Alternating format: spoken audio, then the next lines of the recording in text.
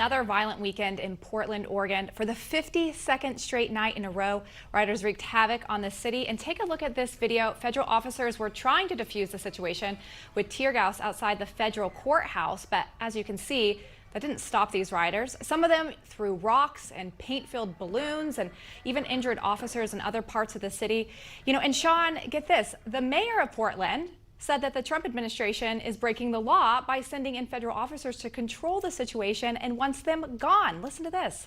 We have dozens, if not hundreds, of federal troops descending upon our city. And what they're doing is they are sharply escalating the situation. Their presence here is actually leading to more violence and more vandalism. And it's not helping the situation at all. They're not wanted here. We haven't asked them here. In fact, we want them to leave.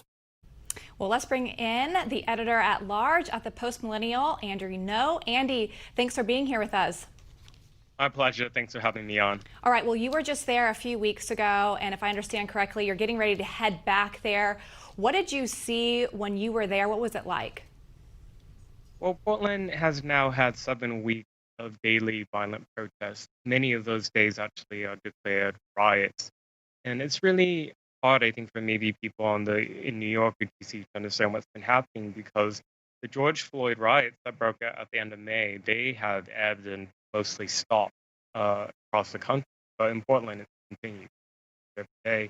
And it's gotten worse.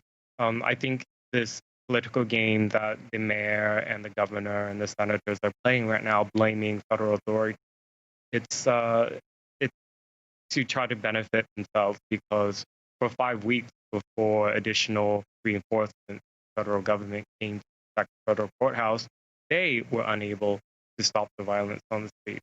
So now that they can pin what's been happening the past 2 weeks on the Trump administration, that's what they're doing. And it's just an excuse. You know, Andy, the thing that's interesting is the mayor said he doesn't want troops in his city. That's fine. But at the end of the day, those are federal buildings, which all of us, quote unquote, own. I think the hard part is he keeps saying that he doesn't want them there, but he's doing nothing to protect these federal buildings. Is that right? Is that what you saw? That's right. Yeah. So I don't know what the mayor wants to happen. Does he want to let these rioters break in and burn down the building, as they've actually tried to do many, many times?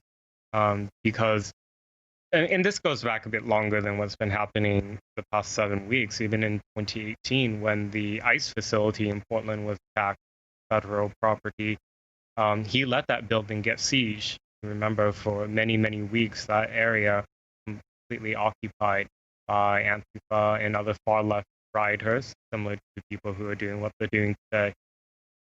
Hey, Andy, is it better or worse than what was it, the Chaz zones?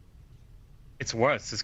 Portland has been the ground zero, the epicenter of the American Antifa movement. So a larger percentage of people who make up the mass demonstrators are radical and extreme and organized and committed to doing violence against civilians as well as the state. Well, Andrew, it's so good to talk to you, and we'll have to check back in with you after you are in Portland and hear how things are there on the ground. Thanks for your time today. A pleasure. Thanks for having me on. All right. Well, a major grocery chain called out for what some are calling offensive packaging. Is this another instance of cancel culture? We'll discuss with our company right after the break.